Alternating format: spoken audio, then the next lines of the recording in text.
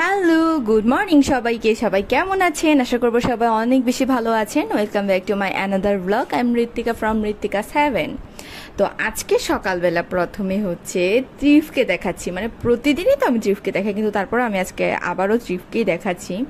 সকালবেলা উঠে আমি তো পড়াশোনা করছিলাম, তো এখন হঠাৎ করে হচ্ছে আমি মানে হঠাৎ করে শুনলাম যে তার কোনো আওয়াজ টাওয়াজ কিছুই নেই। পাপাও বেরিয়ে গিয়েছে, মাও কাজ করছে, সাত্বিকার মতো বিজি, কিন্তু ট্রিভের কোনো আওয়াজ পাচ্ছি না। তো আমি ভাবলাম যে হলো কি, ঘটনাটা কি, আমি একটু গিয়ে দেখি লিটারেলি সে চুপ করে শুয়ে শুয়ে ওইভাবে টিভি দেখছিল। আমি তো দেখে একেবারেই অবাক হয়ে গিয়েছিলাম, কারণ ত্রিভ এত বেশি দুষ্টামি করে যে ওকে এই দৃশ্যতে দেখবো এটা আমি কখনো মানে কল্পনাও করতে পারিনি। তারপর আমার হচ্ছে অনেক অনেক অনেক পড়া জমেছিল, সেজন্য আমি আজকে আর কোনো ধরনের সকালবেলা ভিডিও করিনি, আবার পড়তে বসে গিয়েছিলাম। তারপর পড়া থেকে উঠে ত্রিফকে স্নান করালাম, স্নান করিয়ে এখানে ওকে রেডি বলতে ওকে তেল দিয়ে দিলাম, লোশন দিয়ে দিলাম, চুলে তেল দিয়েছি, স্কিনে লোশন দিয়েছি, জামা পরিয়েছি। আর হচ্ছে ও দুপুরে খাচ্ছে না, সকালে হয়তো বা খেয়েছে, মা হয়তো বা খাইয়েছে ওকে, আমি জিজ্ঞেস করিনি মাকে, মা অবশ্যই খাইয়েছে। তো দুপুরে আমি আর ভাত নেওয়ার পর যখন খেতে যাচ্ছিল না, আমি আর জোর করিনি, ঘুমিয়ে গিয়েছিল, টায়ার্ড হয়ে গিয়েছিল খেলতে খেলতে, তো সেই জন্য আমি ঘুম পাড়িয়ে দিয়েছিলাম। তারপর এই করে দেখলাম যে অলমোস্ট 2টার মতো বাজে। তো আজকে হচ্ছে আবার আমার কিছুদিন আগে আপনাদের সাথে শেয়ার করেছিলাম যে আমি ওনার একটা আইটিতে অ্যাডমিট হয়েছে ওনার একটা কোর্সের জন্য। তো সেটা থেকে কল এসেছে, আর সেটা আজকে থেকে শুরু, ডিসেম্বর থেকে যদিও শুরু হওয়ার কথা ছিল, কিন্তু ফোন দিয়েই দিয়েছে, এখন কিছু তো আর করার নেই। আর এখানে দেখেন যে সানসিটের মধ্যে ডাইপার পরে আছে। ত্রিভ হচ্ছে মানে এখানে ড্রাইপারটা আমি জাস্ট রেখেছিলাম, ত্রিভ হচ্ছে নিয়ে জানলা দিয়ে ফেলে দিয়েছে। এটাও নতুন শিখেছে, এরকম অনেক কিছু জানলা দিয়ে ফেলে দেয়। তো সানসিটের যে কয়টা জিনিস আটকে ছিল সেগুলো একটু দেখালাম আর কি আপনাদেরকে। এগুলো ক্লিন করতে হবে, বাবা যদিও পরে ক্লিন করবে, আমি পারি না ঠিকঠাকভাবে প্রপারলি ক্লিন করতে, তো আর আমার কথাটা বলে লাভই নেই। তো যাই হোক, আমাদের এইখানের ক্লাসটা বেসিক্যালি হচ্ছে 4টা থেকে ব্যাচ ফিল আপ হয়ে গিয়েছে বলে ওনারা আর লেন্দি করতে চাচ্ছিলেন না।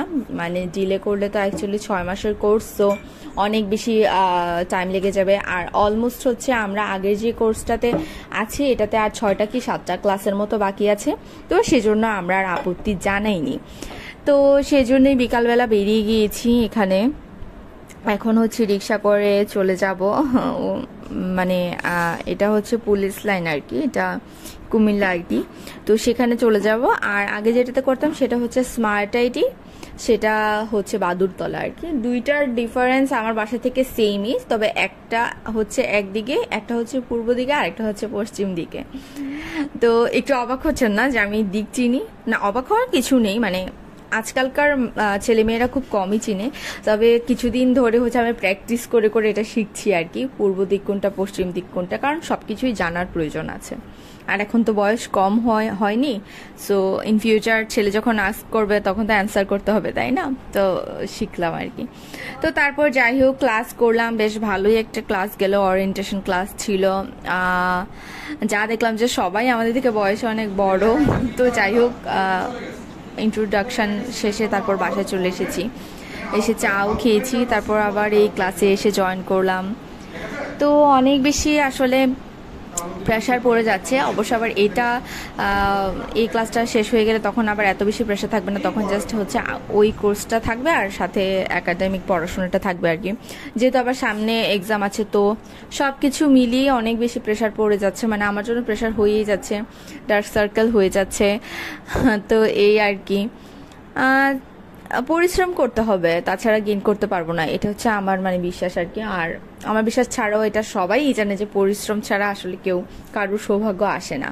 আপনি যতক্ষণ ভালো কাজ করে যাবেন, যতক্ষণ আপনি চেষ্টা করে যাবেন, ততক্ষণ হচ্ছে ভালো কিছু আর্ন করতে পারবেন, তা না হলে পারবেন না। আর তাছাড়া মানে আপনি যদি গ্রো করতে চান তাহলে অবশ্যই হার্ডওয়ার্ক করতেই হবে, এখানে কেউই বসে বসে কোনো কিছু গেইন করতে পারে না। তো এই যে আবার এখানে ত্রিভ এসে আমার সাথে আবার ঘেঁষাঘেঁষি করছে, সারাদিনে তো খুব কমই পাই ছেলেটা আমাকে, তো তারপরে সে ঘেঁষাঘেঁষি করেই চলেছে। আর হচ্ছে এই তো এটা ওইটা অনেক কিছু বলার ট্রাই করছে। তো আমি বাসায় এসে কিছুক্ষণ রেস্ট করলাম, রেস্ট করে হচ্ছে পড়তে বসবো আবার। তো এমন টাইমে আমার তো আবার ওই যে একটা খাই খাই স্বভাব, আপনাদেরকে বললাম আমি কি ডায়েট করি, আমার মোস্ট অফ ডায়েট হচ্ছে আমার খানার উপর দিয়েই চলে যায়, আমার এসবই ডায়েট আর কি। তো এই যে এখানে হচ্ছে বেশি করে সালাদ বানিয়ে নিয়েছি সর্ষের তেল দিয়ে, একদম আনহেলদি একটা সালাদ, যেখানে অয়েলও দিয়েছি আর লবণও দিয়েছি। তো এই সালাডটার সাথে হচ্ছে চানাচুর আর বাদাম ভাজা। বাদাম ভাজাটা থাকে ঘরের মধ্যে প্রায় সময়ই, কারণ বাদাম ভাজাটা খাই মাঝে মাঝে, খেতেও ভালো লাগে। আর তাছাড়া বাদাম খেলে হচ্ছে ক্ষুধাটা যেহেতু কম লাগে, তো অন্যান্য খাবার খাওয়ার চাহিদা থাকে না, সেজন্যই আর কি। তো এখানে বাদাম ভাজা দিয়েছি, আর কিছু চানাচুর ছিল বেকারির চানাচুর, সেই চানাচুরগুলো দিয়ে নিয়েছি। সব কিছুই একসাথে হচ্ছে মাখিয়ে নিলাম, তারপর খেলাম। তো মা আবার হচ্ছে আচার বানাচ্ছে। আমি আপনাদের বলেছিলাম যে মার আচারের রেসিপিটা আপনাদের সাথে শেয়ার করব, কিন্তু আর পরিস্থিতি সেরকম ছিলই না। এই যে দেখেন, এখানে একটা প্রজাপতি ঘরের ভিতরে ঢুকে গিয়েছিল, রান্নাঘরে। তাও তো মনে করেন যদি রান্না বসানোর পরে প্রজাপতিটা রান্নার মধ্যে গিয়ে পড়ে, তখন কিভাবে কি হবে, মানে পুরোটা খাবারই তো নষ্ট হয়ে যাবে। এখানে আবার মা বেশি করে আচার বানাচ্ছিল, কারণ এখানে এই আচারগুলো আমার আন্টিও হচ্ছে নিবে আর কি, তো সেজন্যই বেশি করে বানাচ্ছিল। তো প্রজাপতি দেখে এখানে আরো চিফ হচ্ছে কান্নাকাটি শুরু করে দিয়েছে, প্রজাপতিটাকে ভয় পাইছে। তো পাপা হচ্ছে আবার প্রজাপতিটা ধরে বাইরে মানে ফেলে দিয়েছে আর কি, তার জন্যই ধরেছে। আমি অনেক ট্রাই করেছিলাম ধরার, কিন্তু পারিনি। তো যাই হোক, পাপা ফেলে দিয়েছে, কিন্তু ও প্রজাপতিটা দেখে এত বেশি ভয় পেয়েছে যে ও আজকে, মানে অন্যান্য সময় পড়তে বসলে ও তো আমাকে ডিস্টার্ব করে, আজকে হচ্ছে একেবারে কুলে উঠার জন্য পাগল হয়ে গিয়েছে। তো পরে যাই হোক আমার কুলে ওকে বসিয়ে নিয়েছিলাম। তো আমি ভেবেছিলাম যে কোলে বসিয়ে পড়বো, কিন্তু আমি জানি আমার ছেলে, মানে মা তো যে কোনো মাই হচ্ছে জানে তার বাচ্চাটা কেমন। আমি তো জানি যে ও ওই টাইপেরই না যে ওকে কুলে রেখে আমি একটা কাজ করব বা পড়াশোনা করব। ও কলম ধরছে, আমার খাতার মধ্যে লিখে দিচ্ছে, মানে যা ইচ্ছা তাই অবস্থা। তো ভাবলাম ঠিক আছে যাও, আর পড়া হবে না আজকে, একটু এন্টারটেইনই করি ওকে। তো এরকম করে কিছু ভিডিও করছিলাম। তো এই তো এইভাবেই হচ্ছে আমার আজকের দিনটা কেটে গেল।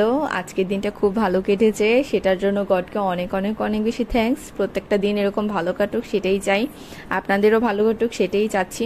তো আমার ব্লগগুলো যদি আপনাদের ভালো লেগে থাকে, তাহলে আপনাদের ফ্রেন্ডস, ফ্যামিলি, প্রিয়জনদের সাথে শেয়ার করবেন। আর আমার ব্লগগুলো যদি ভালো লেগে থাকে, তাহলে অবশ্যই অবশ্যই অবশ্যই সাপোর্ট করবেন, আর লাইক করবেন, কমেন্ট করবেন, সাবস্ক্রাইব করবেন। আর এই তো আর কি বলবো, আপনারা তো মোটামুটি একেবারে খারাপ যে ভিউজ হয় তাও না, যে কয়েকজনই দেখেন কেউই কমেন্ট করেন না। সবাই যদি একটা করেও কমেন্ট করেন তাহলে আমার ভালো লাগবে, আমি অবশ্যই চেষ্টা করবো আপনাদেরকে রিপ্লাই করার জন্য। আর কমেন্ট করলে হয় কি যে আরও আগ্রহ বাড়ে।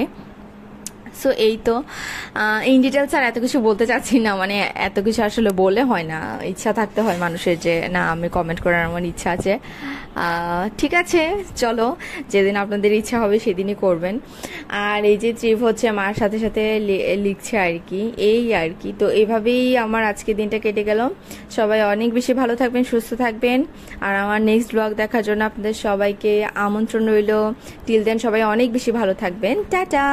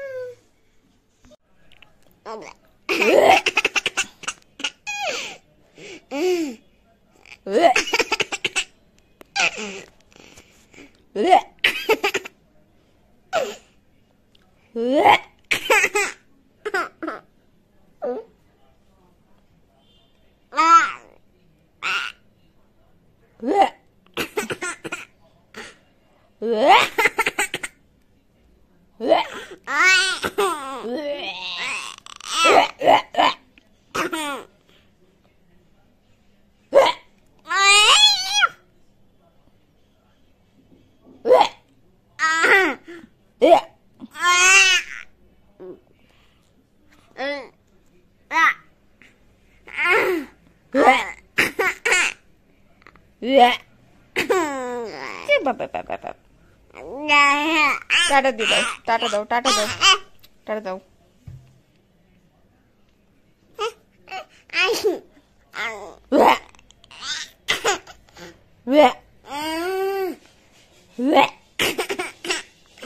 ওকে ওকে টাটা।